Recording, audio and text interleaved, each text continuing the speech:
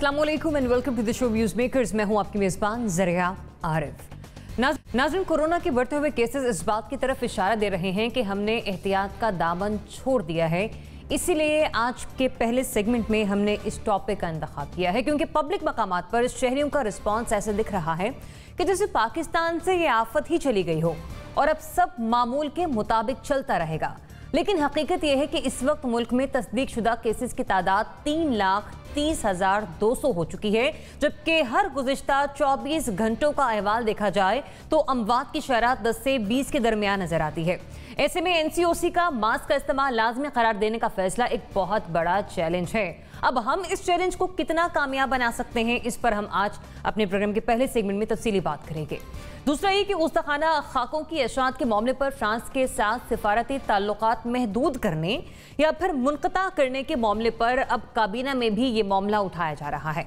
अवाम के रद्द-ए-अमल और Islamabad high court की हिदायत के बाद हुकूमत को इस सिलसिले में क्या फैसला करना होगा, इस पर भी हम अपने एक्सपर्ट्स की गौर तलब तजवीज़ लेंगे। फिर साथ ही साथ ये कि एहतसाब के अमल को तेज़ और करप्शन के केसेस को मंतकी अंजाम तक पहुँचाने के लिए वज़ीर-ए-आज़म पाकिस्तान इमरान खान ने 120 नई एहतसाब अदालतों के क़याम की मंजूरी दी है, जिसके पहले मरहले में 30 नई एहतसाब अदालतों पर फिलफौर काम किया जाएगा। तो ये जो फैसला लिया जा रहा है आज प्राइम मिनिस्टर की जानिब से, ये कितना इंपॉर्टेंट हो सकता है एहतसाब की और यकीनी फराहमी में और करप्शन केसेस को फौरी तौर पर अंजाम तक पहुंचाने के लिए। इस पर बात करने के लिए प्रोग्राम में हमारे साथ मौजूद होंगे सीनियर सहाफ़ी तज्ज़ियाकार नासिर बेगचौकताई साहब, NBC। बहुत शुक्रिया प्रोग्राम में अपना वक्त देने के लिए। Senior तज्ज़ियाकार brigadier retired Ghazanfar Ali साहब भी हमें ज्वाइन कर रहे हैं। साथ ही साथ एंकर पर्सन तज्ज़ियाकार अमीर अब्बास साहब भी आज के प्रोग्राम में हमारे साथ शामिल गुफ्तगू होंगे। तज्ज़ियाकार जुनैर अज़ीज़ साहिबा भी प्रोग्राम में हमें ज्वाइन कर रही हैं। जुनैर, थैंक्स फॉर जॉइनिंग अस। साथ ही साथ सहाफ़ी तज्ज़ियाकार मुज़म्मिल सोहरवर्दी साहब भी प्रोग्राम में हमारे साथ शामिल गुफ्तगू होंगे। तो बात करते हैं सबसे पहले पाकिस्तान में बढ़ते हुए कोरोना वायरस के केसेस के हवाले से कि सूरत हाल एक बार फिर खराब हो रही है। और मैंने आपको इब्तदाई में भी बताया कि किस तरह से पाकिस्तान में अब तस्दीक शुदा केसेस की तादाद दिन ब दिन बढ़ रही है। मुख्तलिफ कॉलेजेस और यूनिवर्सिटीज़ के हवाले से बात की जा रही है कि उन्हें बंद कर दिया गया है। साथ ही साथ आज फेडरल के हवाले से भी एक अहम फैसला सामने आया है कि पब्लिक मकामात को वहाँ पर दफ़ा 144 का नफाज जो है अमल में लाया जाएगा। अब ऐसे में ये फैसला किया गया है बढ़ते हुए कोरोना केसेस को देख के कि जितने भी पब्लिक मकामात हैं वहाँ पर मास्क पहनने को लाजमी करार दिया जाएगा। तो क्या इस पर अमल भी हो सकेगा या ये सिर्फ फैसला एक फैसले की हद तक मंजर आम पर आएगा? नासिर बेगचौकताई साहब, हमने देखा है कि आवाम किस तरह से SOPs पर अमल कर रहे हैं, लेकिन हमने ये भी देखा है कि हुकूमत कितनी संजीदगी से उन पर अमल दरामद करवा रही है। जिस तरह से आज का ये फैसला ले लिया गया है, अमल होगा इस पर? देखिए, मैं पुराना रोज़ा नहीं रहूँगा कि तफ्तान में क्या हुआ, रायवंड में क्या हुआ, रमज़ान में क्या हुआ, उसके बाद मुहर्रम में क्या हुआ। ये मैं बातें दोहराऊँगा नहीं। ये सब अब हिस्सा है तारीख़ का कि किसने कहाँ ठोकर खाई, किसने कहाँ गलती की। कोरोना हमारे पास से गया नहीं था। हमने बार बार कहा कि उमरकोट से हमने उसको भगा दिया इंडिया और इंडिया वाले भुगत रहे हैं उसको। ऐसा नहीं था। आगा खान हॉस्पिटल की रिपोर्ट है कि हम कोरोना साथ लेकर घूम रहे हैं। हर शख्स, हर 7वें शख्स को कोरोना है हमारे यहाँ। ये रिपोर्ट है उनकी, और कहते हैं मुमकिन है हर 10वें शख्स को कोरोना हो। ये तो हमने शायद बहुत जल्दी की बाज़ उमूर में, लेकिन अब वो हो गया, मामला गुजर गया। लेकिन अब दूसरी वेव जो है वो मुझे उस पर तशवीश ज़्यादा है, क्योंकि उसकी जो मतलब कहते हैं ना सीवियर होना, वो बहुत ज़्यादा लग रहा है मुझको। पहले 14 दिन में आपको पता चलता था क्या हो रहा है, अब चौथे 5वें दिन में अमवात की शरह बढ़ रही है। लोग ज़्यादा मर रहे हैं। मतलब 28 दिन ले रहा है। 4-5 दिन के बाद मालूम हुआ वैंड पे गया और वैंड से अल्लाह के पास चले गए। इस सूरत हाल है। अस्पतालों से बात भी हुई है, वो परेशान हैं वो लोग भी, और उनके पास मरीज़ बहुत ज़्यादा आ रहे हैं। अब मास्क का पहनना एक ज़िंदगी का हिस्सा होना चाहिए था, लाजमी हिस्सा होना चाहिए था, लेकिन वो नहीं बना। मैं कभी कभी मास्क पहने कहीं गया तो मेरा मजाक उड़ाया गया, कहा कि बुरा मान गए लोग कि हमसे आपको लगेगा कोरोना। मैंने कहा भाई मुझसे भी लग सकता है आपको, इसलिए मैं कह रहा हूँ आप मास्क पहना करो। नहीं मानते लोग, कहते हम नहीं हैं, हम वो नहीं कौम जिसको कोरोना लगे, हम तो ऊपर से आए हैं, ऊपर से नाज़िल हुए हैं। लेकिन ये कि कभी भी कुछ भी हो सकता है, आपके साथ भी बहुत बुरा हो सकता है, आपके साथ अच्छा भी हो सकता है। तो फिर MBC बात ये हुई होगा इस फैसले पर अमल? आप समझते हैं, आवाम को लग रहा है कि इस पे उन्हें अमल करना चाहिए? मैं अर्ज कर रहा हूँ ना, एनओसीओ ने बहुत अच्छे फैसले किए हैं। शादी हॉल बंद किए हैं 10 बजे रात तक, होटल बंद किए हैं, पार्क बंद किए हैं सरे शाम। ये फैसले आपके सामने आ जाएंगे और तमाम सूबों को मुत्तला कर दिया गया है। और मास्क के बारे में 144 का भी फैसला किया गया है। लेकिन मैं समझता ये हूँ, जो ट्रेनिंग हुई है हमारी जो ट्रेनिंग हुई है हर बात में निगेट करने की, हर बात में निगेशन पर जाने की, वो मेरा ख्याल है हम अमल पूरा नहीं कर पाएंगे। और अगर आप धमकी दे रहे हैं गिरफ्तार करने की, तो वो भी लोग उड़ा देंगे एक कान से दूसरे कान में। इसके लिए एक विल चाहिए, विल टू इम्प्लीमेंट चाहिए। वो विल टू इम्प्लीमेंट कहीं नजर नहीं आ रही आपको, किसी जगह भी नजर नहीं आ रही। इस फैसले पर बहस होनी चाहिए थी, आवाम को राजी करना चाहिए था, एक कंपेन लॉन्च होनी चाहिए थी। वो कंपेन लॉन्च नहीं हुई, अचानक फैसला आ गया। चले अमल दरामद करा लें, तमाम सूबों से कहें कि वो उस पर ताउन करें, आगे बढ़ें। ये अवाम के अपने मुफाद में, मेरे अपने मुफाद में। अगर मुझे होता है तो मेरे घर से दूसरे को हो जाएगा, तीसरे को हो जाएगा। तो ये अमल होना चाहिए, लेकिन मुझे लगता होता हुआ दिखाई नहीं दे रहा। हाँ, अब अमीर, ये फैसला पूरे मुल्क के लिए है कि मास्क लाजिम करार दिया गया है, लेकिन दफ़ा 144 का नफाज सिर्फ इस्लामाबाद में हुआ है। अगर हम इस दफ़ा को भी देखें, इस फैसले को भी देखें, तो जहां पर नहीं भी नफाज किया गया, क्या वहां पर भी इम्प्लीमेंट करवाया जाएगा इस पर? देखिए ज़रा, जो दफ़ा 144 है, अगर मैं गलत नहीं हूँ तो ये जो वहाँ की लोकल एडमिनिस्ट्रेशन है किसी इलाके की, वो लगाएगी। तो चूँकि वफाकी हुकूमत का जो दायरा इख्तियार है वो इस्लामाबाद तक महदूद है, इसलिए वो सिर्फ इस्लामाबाद की हद तक लगा सकती है। लेकिन हाँ, बाकी सूबों को इख्तियार है, अगर वो लगाना चाहें तो उनको लगाना चाहिए। लेकिन आप देखें कि एक तरफ आज वफाकी हुकूमत ने इस्लामाबाद में दफ़ा 144 लगाई, दूसरी तरफ आज ही प्राइम मिनिस्टर इमरान खान साहब ने जो इंसाफ डॉक्टर्स फोरम है इनका, उसका लाहौर में एक इजलास बुलाया हुआ था और बड़ी तादाद में डॉक्टर्स उसमें शरीक थे। प्राइम मिनिस्टर ने उससे एड्रेस किया। ये सोशल डिस्टेंसिंग के तो खिलाफ है, ये गैदरिंग के तो खिलाफ है, जो गैदरिंग का कॉन्सेप्ट है। क्यों आप कर रहे हैं? एक अननेसेसरी गैदरिंग क्यों कर रहे हैं आप? देखिए ना, जो मजहबी गैदरिंग्स हैं उनका तो चले कोई जवाज हो सकता है कि वो मजहबी गैदरिंग है, हालांकि उसके अंदर भी एहतियात बरतनी चाहिए।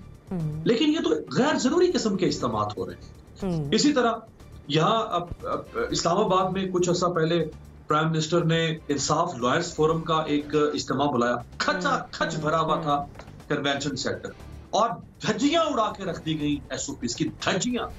कुछ बाकी नहीं छोड़ा इन्होंने कि एसओपीज क्या होते हैं, न मास्क, और कंधे से कंधा मिलाकर वहां पे बैठे हुए, जैसे पता नहीं कोई यहाँ पे तवाफ करने आए किसी का।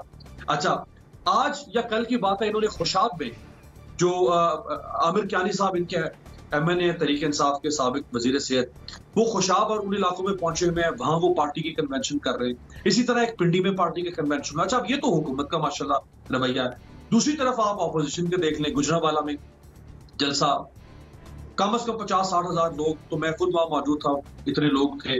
कराची में जलसा, फिर क्वेटा में जलसा, अब आगे मुल्तान, पेशावर और लाहौर में जलसा।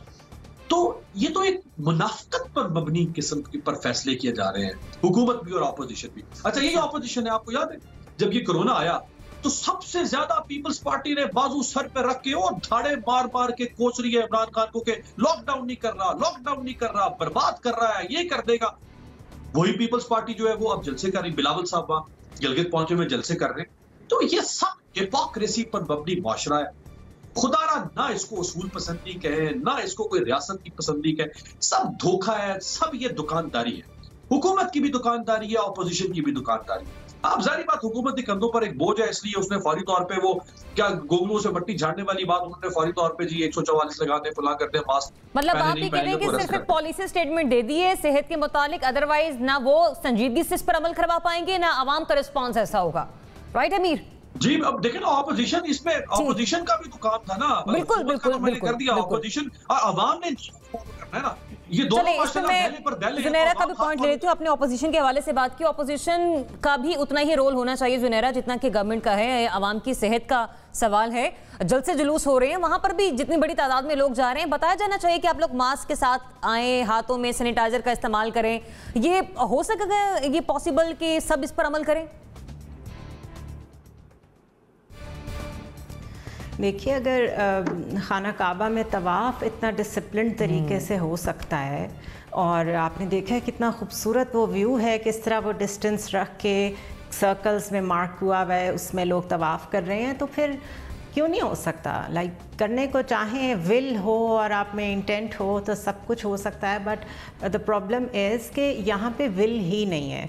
एक तो लोगों का जो माइंडसेट है वो ये है कि हम कोई आसमानी मखलूक हैं, हम पे तो कोई बीमारी नहीं आ सकती, हम कोई ख़ास चोज़न लोग हैं, हमारे ऊपर कोई मुसीबत नहीं आ सकती।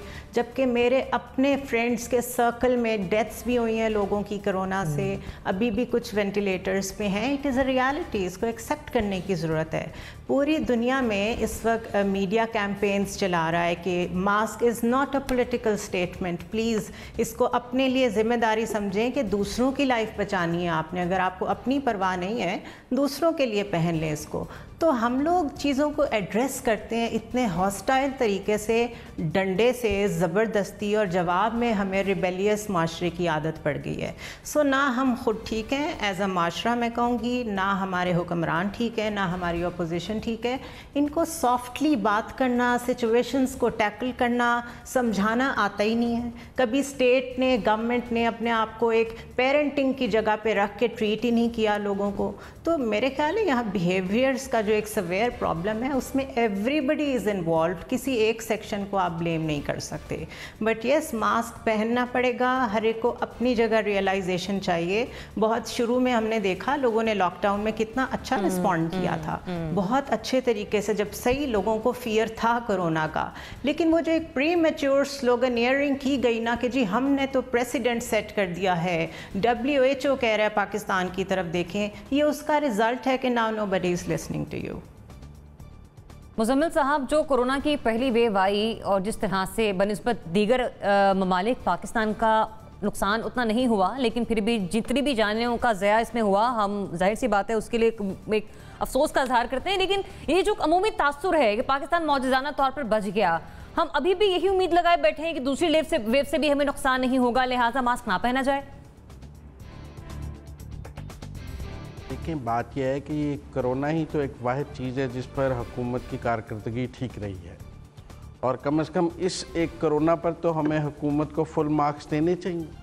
हम अपने इर्द गिर्द के ममालिक को देखें और पाकिस्तान को देखें तो बहुत मौजज़ाना बात है कि हम बच गए हैं। आपने भी मुझे सवाल करते हुए कहा कि हम मौजज़ाना तौर पर बच गए। जब आप ख़ुद उस हकीकत को मौजज़े से कम नहीं कह रही तो हुकूमत को फुल मार्क्स दें। जो भी कोरोना की स्ट्रेटजी थी गवर्नमेंट की, बेशक प्राइम मिनिस्टर उसको ऐसे ही बताते हैं कि इंडिया ने लॉकडाउन किया और हमने नहीं किया तो हम बच गए।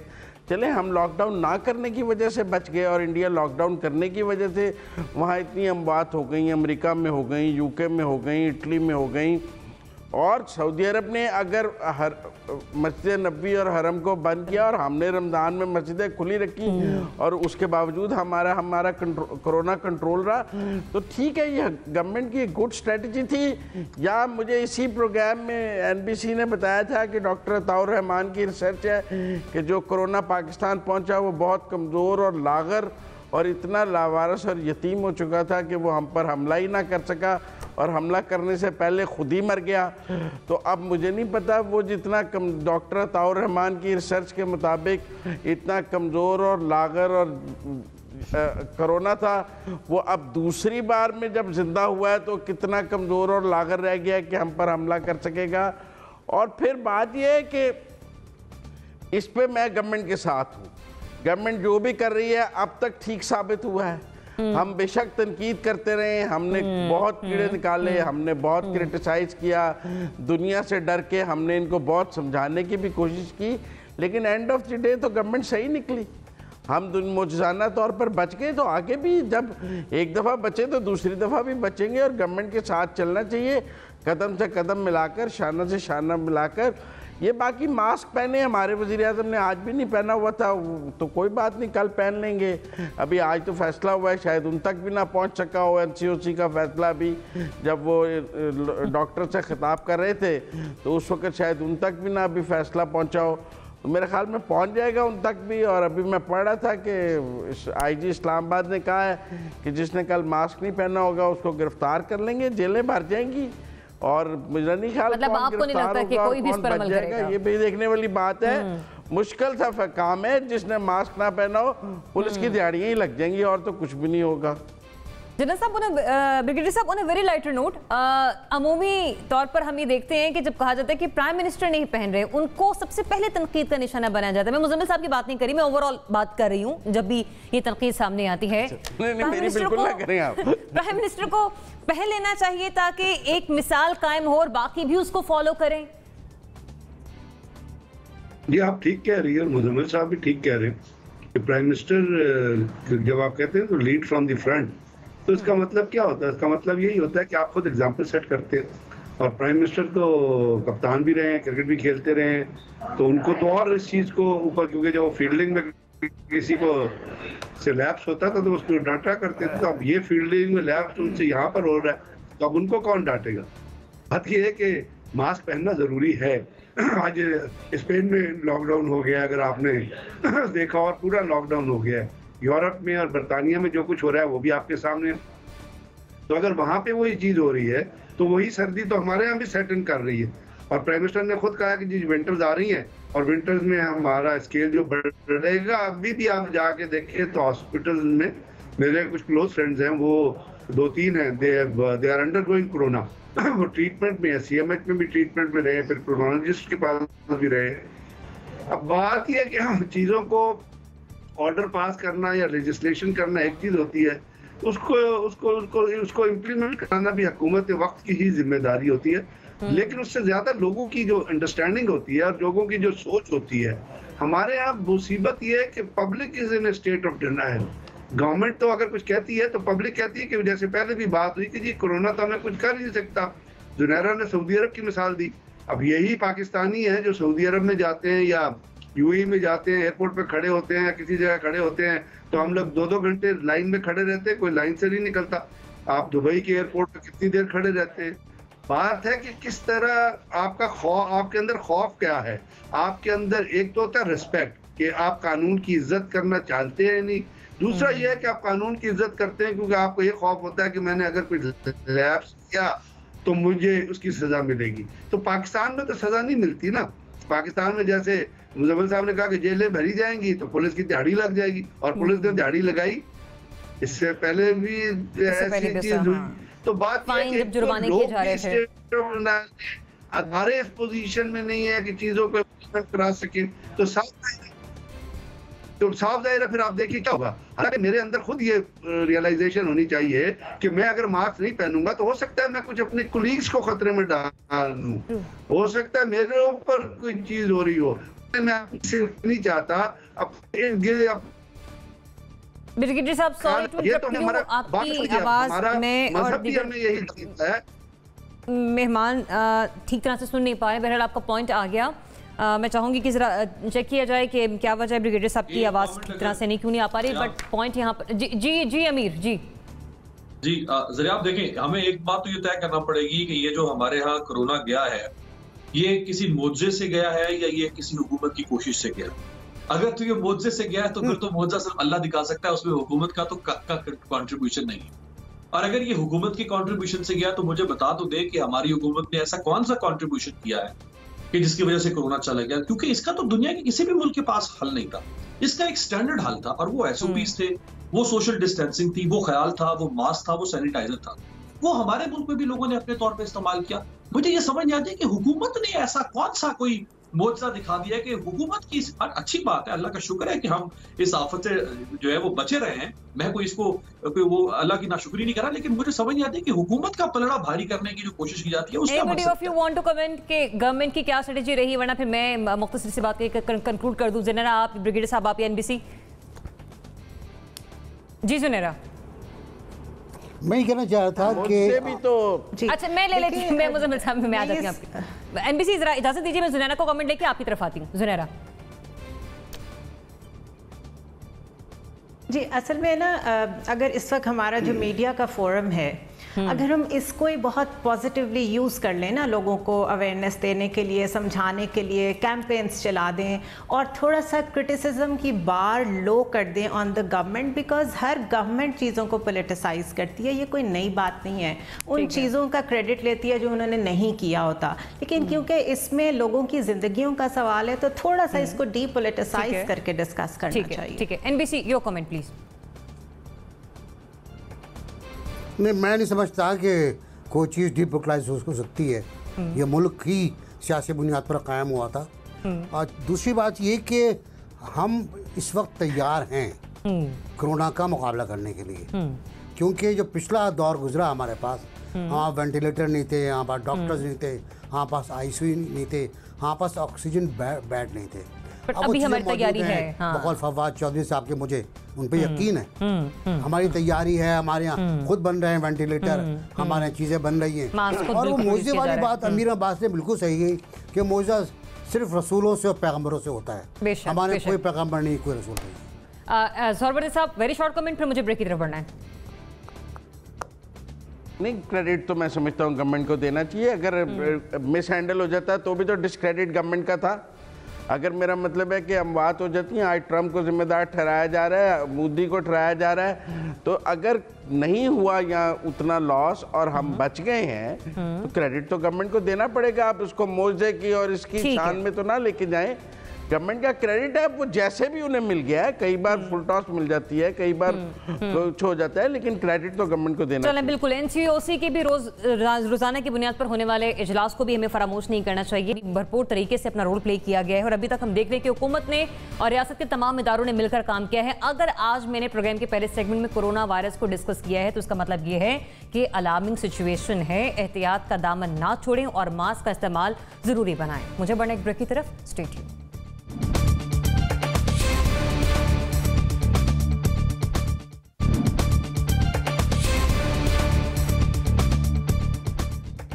Welcome back. नाज़रीन, इस्लामाबाद हाई कोर्ट ने गुस्ताखाना खाकों की अशरात पर फ्रांस से ताल्लुकात मुनक़ता करने का मामला काबीना के सामने उठाने का हुक्म दिया और अदालत की जानिब से कहा गया कि विफाकी काबीना अवामी जज्बात को सामने रखकर अपना कोई ना कोई फैसला करे। इस सिलसिले में हमने ये भी देखा कि कौमी असम्बली से एक करारदाद मुतफ़िका तौर पर मंजूर भी की गई है, जबकि प्राइम मिनिस्टर ऑफ पाकिस्तान की जानिब से मुख्तलिफ जो मुस्लिम ममालिक हैं उन्हें खतूत भी लिखे जा रहे हैं कि वो इस पर अपना रद्द अमल दें और इस होने वाले इक़दाम की सख्त से सख्त मजम्मत भी करें। नासिर भाई चुगताई साहब, अब चूंकि आज इस्लामाबाद हाई कोर्ट की जानिब से भी ये फैसला सामने आया है कि अवामी जज्बात का भी ख्याल रखा जाए, इस मामले को कैबिनेट का हिस्सा बनाया जाए, कैबिनेट में भी इस पर बातचीत की जाएगी।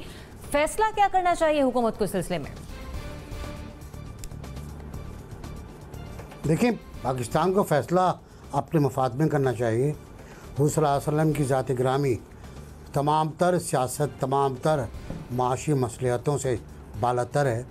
अहले बैत हमारे लिए मोहतरम मुक़द्दस और दरूद का हिस्सा है हमारे, और इन सब की में से किसी के साथ भी गुस्ताखी, मतलब कोई भी हो, लेफ़्ट का हो, राइट का हो, लिबरल हो, कोई बर्दाश्त नहीं कर सकता। इवन सेकुलर लोग बर्दाश्त नहीं करते। अगर आप चाहें देखें तो गुरप्रीतम नारंग वारा कि नाते सुने, आप रो पड़ेंगे। क्या नाते इन्होंने लिखी हैं, क्या तसनीफ़ की, क्या तसनीफ़ात हैं इन हिंदुओं की, गोरों की और क्रिश्चियंस की, इवन यहूदियों की भी। तो ये तो एक नाकाबिल फ़हम बात है कि आप एक तो गुस्ताखी करें और उसके बाद उसकी नुमाइश करें और उसकी नुमाइश के बाद उस प्रेसिडेंट उसको डिफेंड करें। तो मेरा ख्याल है पाकिस्तान, ये अव्वल तो कोर्ट जाने का मसला था नहीं है, ये हाई कोर्ट का प्रॉब्लम था भी नहीं। आप वहाँ चले गए, अच्छा के चले गए, आप अदालत का जहन भी सामने आ गया। ये मसला कल पार्लियामेंट में तय हो चुका है, करारदाद मंजूर हो चुकी है, डिमांड आ चुकी है फ़्रांस से ताल्लुकात को मुनक़ता करने की। वज़ीर ख़ारजा कह चुके हैं, जिस तरह वो कहते हैं कि हम गौर करेंगे कि कंसल्टेशन के लिए वापस बुलाएं या ना बुलाएं, तो अभी तो वो गौर कर रहे हैं। काबीना का भी बहुत स्ट्रॉन्ग पॉइंट ऑफ व्यू आया है, प्राइम मिनिस्टर ख़त लिख रहे हैं। मुझे नहीं पता उन ख़तों से क्या असर होगा, क्योंकि पाकिस्तान इस वक्त है, पाकिस्तान, तुर्की, मलाइशिया भी शायद साथ नहीं है। सऊदी अरब ने भी सफ़ीर को बुला के सिर्फ कहा, भाई क्या कर दिया आपने, ये कोई ताल्लुकात मुनक़ता करने पर तैयार नहीं है, सिवाय तुर्की ने किए और तुर्की के बाद पाकिस्तान करेगा। पाकिस्तान की काबीना को सब कुछ देखने के बाद ये फ़ैसला करना होगा कि क्या किया जाए जिससे शान रिसालत, अल्लाह ताला कहता है कि हमने आपका जिक्र अफजल कर दिया, रफ़ाना का जिक्र, कि हमने आपके जिक्र को बुलंद कर दिया। तो वो कौन खबीस मरदूद है जो जिक्र को नीचे कर सकता है? किसी की हिम्मत नहीं है, ना खाकों से हो सकता है ना किसी से। हाँ, खाके वाले अपने मुल्क में टेररिज्म को हवा दे रहे हैं। प्रेसिडेंट फ्रांस ने जो कुछ कहा उसके बाद फ्रांस में दहशत गर्दी का ख़तरा बढ़ गया है। वहाँ लोग ठंडे पेट नहीं बैठेंगे, मुझे पता है, और फिर बाद में आप रोए, हम सब लोग बैठ के रोएंगे कि ये क्या हो गया।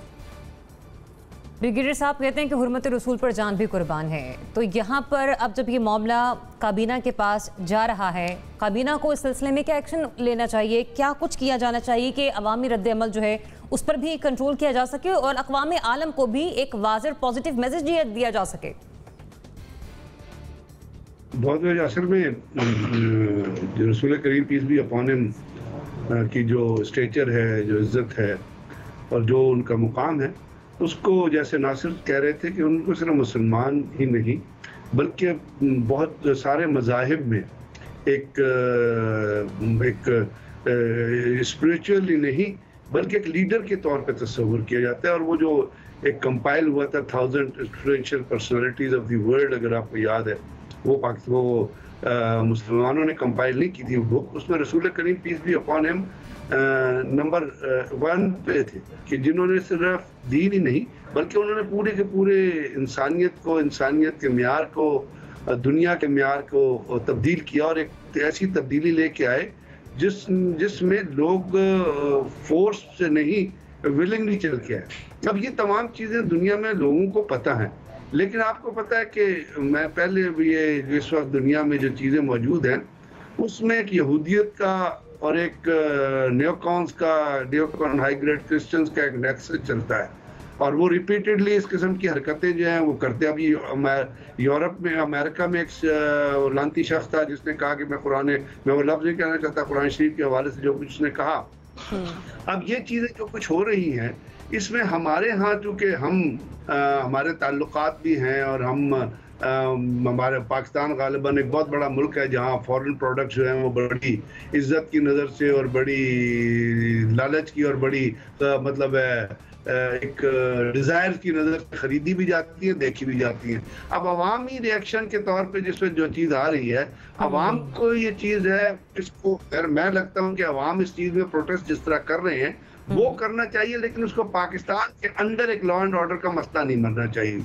और कैबिनेट के लिए और कौमी असम्बली के लिए और सेनेट के लिए आप न सिर्फ ये कि करारदाद पास करें और कैबिनेट उसको इम्प्रूव करे, बल्कि इसके खिलाफ जो है एक बड़े पीसफुल किस्म के जो जैसे दुनिया पूरी में होते हैं मुजाहरे भी होनी चाहिए। और चाहे हम तनहा हैं दुनिया में या नहीं तनहा है, लेकिन हुकूमत पाकिस्तान का ये फर्ज बनता है कि वो मुख्तलिफ ममालिक को, और चाहे उसका कोई रिस्पॉन्स आए या नहीं, लेकिन आप उनको एड्रेस करके, तो जैसे इमरान खान ने इस्लामोफोबिया के मुतालिक जो चीज की है उसके जरिए हमें मुख्तलिफ हुकूमतों को टच करना चाहिए। और इसी तरह मैं ये चाहूंगा अगर हो सके तो हुकूमत पाकिस्तान को चाहिए कि जो पाकिस्तानी बाहर रह रहे हैं उनको भी हमारी एम्बेसीज अप्रोच करें और वहाँ पे एक अपना प्रोटेस्ट रिकॉर्ड कराएं।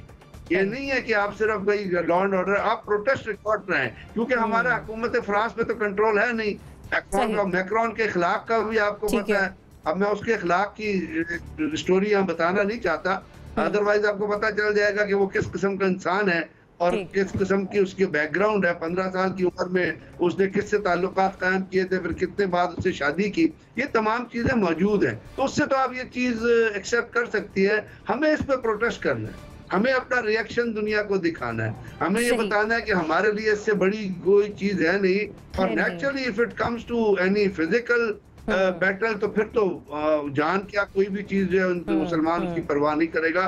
इस तो जरूरत है कि आप एक पीसफुल तरीके से दुनिया को और फ्रांस को मैसेज दें। और आप सफीर बुलाने की बात हो रही है तो मुझे मेरी मालूमात के मुताबिक वहाँ सफीर है ही नहीं, पोस्ट ही नहीं हुआ है मेरा ख्याल। बहरहाल अगर है तो उनको वापस बुलाएं, लेकिन बुलाएं वो इसलिए कि जिससे आपका एक मैसेज जो है, मतलब आप प्रॉपर एक रिएक्शन की बात करें अमीर, वो रिएक्शन की सूरत में होना चाहिए पाकिस्तान के अंदर भी और पाकिस्तान के बाहर भी। बहुत खूबसूरत गुफ्तगू गजनफर साहब ने भी और चुगताई साहब ने भी फरमाई। देखिए इस वक्त दुनिया में 7 अरब 82 करोड़ इंसान बसते हैं। इन 7 अरब 82 करोड़ में से 1 अरब 90 करोड़ मुसलमान है, यानी दुनिया की कुल आबादी का 1/4 मुसलमान है, 1/4।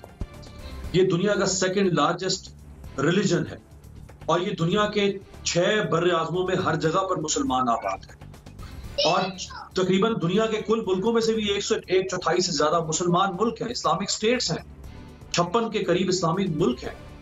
ये कैसे हो सकता है कि 1 अरब 90 करोड़ बाशिंदों के जज्बात को ठेस पहुंचाई जाए आए रोज, और फिर और अगर ठेस पहुंचाने वाला कोई मुल्क रियासत नहीं है, कोई फर्द वाहिद या कोई तंजीम है, कोई मैगजीन है, तो फिर उसको वहां की रियासत और वहां की हुकूमत उसको शह दे, उसकी सरपरस्ती करे, उसकी तारीफ करे, और अगर उसके ऊपर कोई मुसलमान रिएक्ट करे तो वो कहे कि ये जो रिएक्शन आ रहा है ये दरअसल इस्लामिक टेररिज्म है, जो इमैनुअल मैक्रोन ने जो बात कही, तो ये इंतहाई देखें, ये क्लैश ऑफ सिविलाइजेशन की तरफ हम जा रहे हैं। ये कोई एक वाकया नहीं है, ये वाकयात का तसलसल चला आ रहा है। इसी जो चार्ली एब्डो जो जिस मैगजीन ने 2015 में ये खाके शाया किए थे, और उसके बाद फिर वहां पे हमला हुआ, कुछ मुसलमानों ने, जारी बात है उनके जज्बात मजरूह थे, 12 के करीब लोग मारे गए, और अब आप उनकी ढिठाई देखें कि 2020 सितंबर में वो जो 12 लोगों के कत्ल में जो लोग मुलव्विस थे, उनका जब केस चल रहा था तो उसका ट्रायल शुरू हुआ पिछले महीने। जब ट्रायल शुरू हुआ तो चार्ली एब्डो ने दोबारा से वो खाके फिर शाया कर दिए, और उनकी मजीद ढिठाई देखें कि अभी जब ये वाकया हुआ जिस उस्ताद के कत्ल का, तो चार्ली एब्डो ने उसके ऊपर फिर ट्वीट कर दी उन्हीं खाकों के साथ। तो जब आप इस तरह से करेंगे तो फिर ये नहीं हो सकता। आप देखें ना, हाँ, कोई भी इमरान खान हो, कोई और किसी मुसलमान मुल्क का कोई हुक्मरान हो, वो अपने हर शहरी को नहीं समझा सकता। लोगों के जज्बात हैं, लोग फर्क जज्बात में कोई कदम नहीं उठा देंगे। अब फ्रांस की जहां तक बात है पाकिस्तान के साथ, फ्रांस की कुल आबादी है 6.5 करोड़। 6.5 करोड़ लोगों में से जो मुस्लिम पॉपुलेशन है वो 57,20,000 है, यानी खुद 8.8% पॉपुलेशन फ्रांस की मुसलमानों पर मबनी है, जिसमें मोरक्को से आए हुए हैं, अलजायर से आए हुए हैं, जिसमें तुर्की के हैं, पाकिस्तानी तकरीबन 1.25 लाख पाकिस्तानी फ्रांस में बसता है, और वो बहुत कंट्रीब्यूट कर रहे हैं फ्रांस की ये खुद फ्रेंच प्रेसिडेंट को सोचना चाहिए था। बिल्कुल सही जुमला बोला है रजब तैयब एर्दोआन ने कि इसको अपना दिमागी मुआयना करवाना चाहिए। ये इंसान सठा गया है बिल्कुल दिमागी तौर पे। सिर्फ 2 शख्सियात ऐसी के जो सामने आई है खुल के, एक प्राइम मिनिस्टर इमरान खान है जिन्होंने फौरन ट्वीट करके और उन्होंने अपना एहतजाज रजिस्टर करवाया, और दूसरे हैं तुर्की के सदर। मेरा ख्याल है इस मामले को अब ये जो OIC, ये जो या तो इस OIC को बिल्कुल दफन कर दें, या इस OIC को आखिरी दफा इसके ऊपर वो इलेक्ट्रिक शॉक लगाए ताकि अगर ये जिंदा होती है कुछ कर सके। ये किसी इनफरादी तौर पे ये मसला हल नहीं हो सकता। मुजम्मिल साहब, ये कोई पहली बार का वाकया नहीं है कि मुसलमानों के जज्बात को इस तरह से मजरूह किया जा रहा हो। अगर अब हमने कोई ठोस इक़दाम ना उठाए तो खुदा न खास्ते इस किस्म के इक़दाम मुस्तक़बिल करीब में दोबारा भी उठाए जा सकते हैं। फिर क्या करना चाहिए पाकिस्तानी गवर्नमेंट को इस सिलसिले में? देखिए, एक तो मुझे ये बात नहीं समझ आती कि हम अपना सफ़ीर वहाँ से वापस बुला लें। नहीं, सबसे पहली बात तो है उनका सफ़ीर भी यहाँ से वापस भेजना चाहिए। और अगर ताल्लुकात तो कोई एक तरफा महदूद नहीं होते ना, दोनों तरफ से महदूद होने चाहिए। जब उनका सफ़ीर अगर मुस्लिम ममालिक उनके सफ़रा को वापस भेजेंगे तो उन्हें को मैसेज मिलेगा।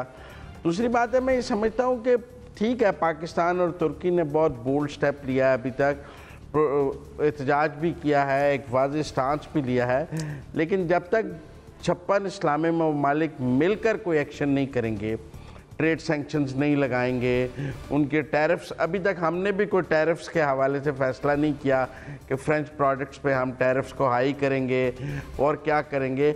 अभी तक मुझे कोई ऐसा मटीरियलिस्टिक स्टेप नज़र नहीं आया जिससे हमें लगे कि हम कोई फ्रांस के ख़िलाफ़ करने जा रहे हैं। अभी तक करारदाद हुई है, प्रोटेस्ट हमने किया है, वर्बल बातें हैं, अभी एक्शन कोई नहीं किया गया पाकिस्तान की तरफ से भी, और मुझे तुर्की की तरफ से भी कोई ख़ास एक्शन नज़र नहीं आया। अभी सिर्फ ज़बानी बात हो रही है, देखें आगे कहाँ तक चलता है, लेकिन एक्शन करना चाहिए। कम से कम ट्रेड सैंक्शन ज़रूर लगानी चाहिए, फ्रेंच प्रोडक्ट्स पे टैरिफ हाई करना चाहिए, और उनके साथ कम से कम तजारती ताल्लुकात तो बिल्कुल ख़त्म करने चाहिए। अवाम बाइकाट कर रहे हैं, ये बाइकाट जो है ये हुकूमती सतहों पर भी होना चाहिए और उनकी प्रोडक्ट्स के लिए होना चाहिए। सुनहरा, मुजम्मिल साहब ने फरमाया कि वर्बली बहुत कुछ कर रहे हैं, प्रैक्टिकली हम कुछ कर नहीं पा रहे हैं, तो प्रैक्टिकली अगर बात आती है तो क्या कुछ करना चाहिए हमें?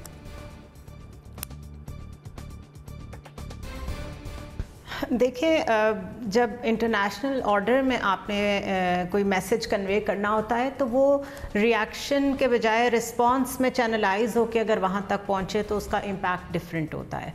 अगर रिएक्शन में हम अपने ही मुल्क के अंदर एहतजाज वगैरह कर लेंगे, उसका उन मुल्कों को कोई फ़ायदा नहीं है और हमारा एहतजाज रिकॉर्ड भी नहीं होगा। So yes, government of Pakistan has to do something consolidated, जिसको इंटरप्रेट करके यूएन में या यूरोपियन यूनियन में ये समझा जाए कि इस पर्टिकुलर एक्ट की वजह से ये रिस्पांस आया है हमें पाकिस्तानी गवर्नमेंट की तरफ से। अब उस रिस्पांस को हमने किस तरीके से चैनलाइज करना है, वो क्या हो सकता है, उसमें हमने ट्रेड को देखना है, उसमें डिप्लोमेटिक टाइज को देखना है, दैट इज़ गवर्नमेंट्स डिसीजन।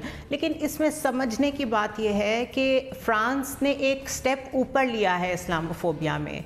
बहुत सारे यूरोपियन मुल्क, बहुत सारे वेस्टर्न मुल्क ऐसे हैं जिनके लॉज रेसिस्ट हैं, एंटी मुस्लिम हैं, जिनकी सोसाइटी में बहुत ज़्यादा इस्लामोफोबिया पाया जाता है, बट किसी मुल्क का सरबराह खड़े होकर इस तरीके से बात नहीं करता जिस तरह इमानुअल मैक्रोन ने की है। सो बेसिकली क्योंकि ये अनप्रेसिडेंटेड है तो हमारे पास बड़ी गोल्डन अपॉर्चुनिटी है कि हम इसको प्ले भी वैसे ही करें ताकि आइंदा के लिए किसी और मुल्क के किसी और पागल सदर की इस तरह की जुर्रत ना हो कि वो हमारे प्रॉफिट के बारे में, हमारे रिलीजन के बारे में ऐसी बात कर सके। लेकिन आई स्ट्रेस ऑन द फैक्ट कि इसको चैनलाइज बहुत कंसोलिडेटेड तरीके से होना चाहिए, चाहे पाकिस्तान के साथ कोई और ना खड़ा हो। लेकिन एक दफ़ा आप किसी इंटरनेशनल कोर्ट में किसी लीगल जगह पे चले जाएं, क्योंकि वेस्ट में ऐसे लॉज हैं जहाँ पे रिलीजियस ऑपरेशन की बेस पे वो पाकिस्तान जैसे मुल्कों के ऊपर तरह तरह की पाबंदियाँ लगाते हैं। तो आपको सिर्फ एक्सप्लोर करने की ज़रूरत है, वो डिप्लोमेटिक लॉ इनिशिएटिव लेने की ज़रूरत है, जिससे उनको भी पता चले कि रिलीजियस ऑपरेशन आपके यहाँ होगी तो हम भी वैसे ही रिस्पॉन्ड करेंगे जैसे आप हमें करते हैं। सिफारती कानूनी पेचीदगी और मामला को देखना होगा। एनबीसी आपने हाथ खड़ा किया था ऑडियो कमेंट में ताकि अगले सवाल की तरफ बढ़ सकूँ।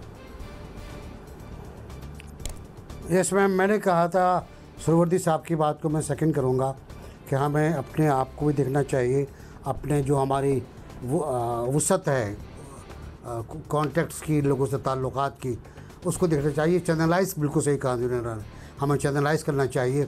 हम यकीनी तौर पर बाइकआउट कर सकते हैं। हमारे पास क्या जो थोड़ा बहुत सामान आता है, हमें तो पहले भी धोखा दिया है फ्रांस ने रीप्रोसेसिंग प्लांट के बारे में, पैसे लेके खा गया हमारे वो। तो अभी भी कॉस्मेटिक्स का सामान आता है, कुछ रिएक्टर्स वगैरह आ जाते हैं थोड़ा बहुत, लेकिन असल बल्क जो है वो मिडल ईस्ट के अंदर है, वो सऊदी अरब और यूएई के पास है। कोई इतने बाइकआउट कर दिया है, कोई दरख्वास्तें कर रहा है वो कि बाइकआउट ख़त्म कर दो, कतर करने वाला है बाइकआउट। तो इन सबको जमा कर लें, अगर सऊदी अरब और यूएई भी तैयार हो जाता है तो फ्रांस मेरा ख्याल है विदिन अ मंथ घुटनों पे आ जाएगा, क्योंकि इतना बड़ा उनका इन्वेस्टमेंट है मिडल ईस्ट में, डिफेंस में, इक़्तिसादी सूरत हाल में, सकाफ़ती सूरत हाल में। थिएटर जो खुल रहे हैं सऊदी अरब में वो अमेरिका और फ्रांस के तामुन से खुल रहे हैं और वो अरबों डॉलर के हैं। डिफेंस डील जो है बहुत अरबों डॉलर की हैं। ये एक झटके की बात है, लेकिन विल जो है, मैं पहले भी कहता हूँ, will to implement, will to love Mohammad सल्लल्लाहु अलैहि वसल्लम। इंतहाई हसास मामला ये नाज़रीन, जिस पर तमाम पार्टिसिपेंट्स ने बात भी की है कि पाकिस्तान ने वर्बली तो बहुत कुछ किया है, लेकिन ज़रूरत इस अमर की है कि प्रैक्टिकली भी हमें बहुत कुछ करना होगा। अब पाकिस्तान इस सिलसिले में जो भी इक़दाम उठाना चाहते हैं वो उठाएं। ना सिर्फ ये तमाम पार्टिसिपेंट्स, हम खुद और जितने भी आवाम, जितने भी पाकिस्तानी, जितने भी मुस्लिम उम्मा के जज्बात को मजरू किया गया है, यकीनी तौर पर पाकिस्तान की जानिब से उठाए जाने वाले हर इक़दाम को इंडोर्स किया जाएगा। आगे बढ़ते हैं, बात करते हैं एक और अहम मामले के हवाले से। वज़ीर-ए-आज़म इमरान खान ने मुल्क में 120 नई एहतसाब अदालतों के क़याम की मंजूरी दे दी है और तर्जुमान वज़ारत कानून के मुताबिक पहले मरहले में 30 अदालतें कायम की जाएंगी। सुप्रीम कोर्ट ऑफ पाकिस्तान ने 21 अक्टूबर को एहतसाब अदालतों के क़याम का फैसला एक माह में करने का हुक्म दिया था, जिस पर आज ये नई पेशरफ्त प्राइम मिनिस्टर ऑफ पाकिस्तान की जानिब से मंजर आम पर आई है कि जो पहला मरला है उसमें 30 नई अदालतों का क़याम जो है वो अमल में लाया जाएगा, क्योंकि फाइनेंशियली तौर पर पाकिस्तान इतना स्ट्रॉन्ग नहीं है कि अभी फौरी तौर पर 120 अदालतों पर काम किया जाए। लिहाजा पहले सेगमेंट में, पहले सेशन में 30 अदालतों पर काम किया जाएगा। नासिर चौथा से फरमाइएगा, जिस तरीके का फैसला है कि पहले मरहले में 30 नए करप्शन नैब कोड्स, करप्शन के खिलाफ ये इक़दाम के दुरुस्त समत में लिया गया? देखिए, गंदम और चीनी पर आप अरबों खरबों रुपए ज़ाय कर सकते हैं, तो एहतसाब के मफाद में, एक अच्छे एहतसाब के मफाद में आप करोड़ों रुपए ज़ाय लगा क्यों नहीं सकते आप? जो सुप्रीम कोर्ट ने कहा था 130 अदालतों का गालिबन। वो आपने कहा ठीक है हमें मंजूर तो है लेकिन हमारा वसाइल नहीं है अभी, तो हम 20 बना देते हैं। मेरा ख्याल ये है कि वसाइल का मसला नहीं है, मसला ह्यूमन रिसोर्स का है। आपके पास जज जो हैं और वो इतने अच्छे नहीं हैं गालिबन आपकी नज़र में कि जो एहतसाब अदालतों को चला सकें। आपके पास वकील बहुत कम हैं, आपने वकीलों को पैसे बहुत कम दिए हैं, 1 लाख 2 लाख 3 लाख रुपए आप वकील को देते हो। मुखालिफ वकील 1 करोड़ 2 करोड़ का होता है, 5 करोड़ का होता है। तो और फिर आपके वकील को पता भी नहीं होता कि वो सुप्रीम कोर्ट में क्या बात कर रहा है। सुप्रीम कोर्ट ने कहा शहबाज शरीफ केस में कि ये तो मुकदमा ट्रायल में, आप दोबारा क्यों लाए ECL के ऊपर इसको और क्यों गिरफ्तार करना चाहते हैं? तो उसने कहा मुझे तो पता ही नहीं कि ट्रायल के अंदर है। तो ये वकील हैं एहतसाब कमीशन के जो प्लीड्स कर रहे हैं। मेरा ख्याल है अदालतों के साथ साथ वकीलों की और जजों की जो कैपेसिटी है उसको बढ़ाने की ज़रूरत है, और बहुत तगड़े जज आपको चाहिए होंगे और 120 आपको पूरे चाहिए होंगे। मुकदमे बहुत हैं, ओवर बर्डन है, मुकदमे तो अदालतों में बहुत हैं। सुप्रीम कोर्ट में बहुत मुकदमे हैं, हाई कोर्ट में बहुत मुकदमे हैं, सेशन कोर्ट आप चले जाएं आपको लोग कीड़े मकोड़ों की तरह नजर आएंगे वहाँ बैठे हुए, हथकड़ियों में जकड़े हुए दिन दिन भर वहाँ बैठे रहते हैं, फिर उनकी पेशी भी नहीं होती है, उनको वापस ले जाते हैं। तो पूरा सिस्टम हमारा जो है वो कोलैप्स होने के करीब है, और उसको बचाने के लिए बहुत ज़रूरी है कि हम इक़दाम करें, और उन इक़दाम में हम वो जो पैसा ज़ाय हो रहा है गंदम और चीनी की एक्सपोर्ट इम्पोर्ट के ऊपर, उसको इंसाफ पे लगाएं। ठीक है, लेकिन फिर भी अगर ये थोड़े पैमाने छोटे पैमाने पर भी ये इक़दाम उठाया जा रहा है तो आप उसको सराह रहे हैं ब्रिगेडियर साहब? हाँ, पहला कदम है वो बहुत अच्छा होता है। जी बिल्कुल, जैसे आपने अभी कहा कि मुकदमे बहुत हैं, अदालतें नहीं हैं, और बल्कि इन मुकदमों की वजह से अदालतों के ऊपर एडिशनल प्रेशर आ गया है कि जो नॉर्मल केसेस जो वो सुनती हैं वो पूरे नहीं होते, तो ये केसेस आ जाते हैं। फिर दूसरी बात ये कि इन केसेस के अंदर एक जो चीज़ नज़र आ रही है एहतसाब अदालतों में मुख्तलिफ जगहों पे, जैसे अभी चुगताई साहब नासिर साहब ने कहा कि वहाँ पे तैयारी जो नैब की तरफ से होनी चाहिए, और जो प्रोसिक्यूशन का जो केस की फाइलिंग से केस को शुरू करने से लेके सुप्रीम कोर्ट या हाई कोर्ट में फाइलिंग तक जो या एहतसाब अदालत में जाने तक जो तैयारी होनी चाहिए, वो भी बहुत जगहों पे बड़ी लैक उसमें कमी नज़र आई कि बार हाउस के ऊपर जो है वो डेट ले ली जाती हैं और नई डेट्स की रिक्वेस्ट की जाती है। तो ये वो चीज़ें हैं जिसमें अब इनको अदालतों का दायरा वसी करने से एक फ़ायदा ये होगा कि अगर आप उतने जजेज और उतने वो प्रोसिक्यूटर्स और उतने इन्वेस्टिगेटिव स्टाफ को जनरेट कर सकते हैं, तो इसमें न सिर्फ ये कि वो जो केसेस हैं उनकी आप एक्सपीडिशियसली ट्रायल एक्सपेक्ट कर सकते हैं, और साथ साथ उसका दूसरा फायदा होगा कि जो लोड आपकी अदालतों के ऊपर है हाई कोर्ट पे या बाकी अदालतों पे, वो भी कम हो सकता है। तो जरूरत तो है इस अमर की कि आप अदालतों की तादाद बढ़ाएं, लेकिन उसके साथ साथ दूसरी जो जरूरत है वो ये है कि उसको एडिकेटेड स्टाफ और वो जो रिक्रूटमेंट भी करना होगी वहां पर स्टाफ, वो भी ऐसी हो क्या, तब वो फायदेमंद साबित होगा। अगर एक ओवरऑल स्ट्रेटेजी की तरह सिर्फ अदालतों की तादाद बढ़ाने से कुछ नहीं होगा। जुनैरा, देखिए, इंसाफ की बुनियाद पे तो माशरे खड़े रहते हैं और केओस को आप हैंडल करते हैं और लोगों को उम्मीद दिलाते रहते हैं कि जस्टिस होगा, इसीलिए इसको बहुत इंपॉर्टेंट पिलर ऑफ स्टेट भी कहा जाता है। और ये आपको इस वक्त जितने पॉलिटिकल, सोशल, एथिकल इश्यूज हमारी सोसाइटी में नज़र आ रहे हैं, इसकी एक बहुत बड़ी वजह ये है कि जो हमारी जेल्स हैं जहाँ पे लोग अभी तक इंतज़ार ही कर रहे हैं कि उनकी सज़ा का असल में तो फ़ैसला होना है, लेकिन वो जेलों में पड़े हुए हैं, वो कोई करेक्शनल सेंटर्स नहीं हैं। तो आप सोचें वहाँ पे आप किस किस्म के लोग पैदा कर रहे हैं जो जब बाहर भी आएंगे तो वो पहले से ज़्यादा या क्रिमिनल होके आएंगे या मेंटली डिस्टर्ब होके आएंगे। इसी तरह जुडिशरी इतनी ओवरलोडेड है कि वहाँ पे ह्यूमन रिसोर्स का मसला है, वहाँ कैपेबिलिटी का मसला है, कैपेसिटी का मसला है। तो हाउ डू यू एक्सपेक्ट कि लोग सुकून में हों, लोगों के अंदर एक इत्मीनान हो कि हमें जस्टिस मिलेगा। सो मेरे ख्याल है इसको वन ऑफ द प्रायोरिटी होना चाहिए। ये जिस तरह गंदम चीनी का यहाँ पे जिक्र किया गया, गया कि वो बेसिक कमोडिटीज़ हैं, ये भी बेसिक कमोडिटी है मैं समझती हूँ। तो इसको एक डिजिटल इंटरफेस एक तो फ़ौरन दिया जा सकता है, वो एक ऐसा मैकेनिज़्म है जो फ़ौरन इसमें थोड़ा सा एक ब्लड इंजेक्ट कर सकता है कि आपको जो डेट्स में इशू होता है, फिर फाइल कीपिंग, रिकॉर्ड कीपिंग, उसमें जो टेम्परिंग होती है, अगर आप डिजिटलाइज कर दें उसको, टेक्नोलॉजिकल इंटरफेस लाएं, पुराने जजेस से हेल्प ले लें, कोई ट्रेनिंग सेशंस चलाएं जजेस की क्वालिटी को इम्प्रूव करने के लिए, लॉयर्स के लिए। तो मेरे ख्याल है एक ओवरहॉलिंग की ज़रूरत है, एक पॉलिसी की ज़रूरत है। सिर्फ अदालतें कायम कर देना अच्छा स्टेप ज़रूर है, लेकिन काफ़ी नहीं होगा। मुज़म्मिल साहब, रोज़ाना की बुनियादों पर समाअत होगी इन अदालतों में और पहले मरने की 30 अदालतें होंगी। मैं समझता हूँ कि किसी भी बेगुनाह या किसी भी शख्स को जब तक कि वो गुनाहगार ना ठहराया जाए उसे जेल में रखना भी एक जुर्म है।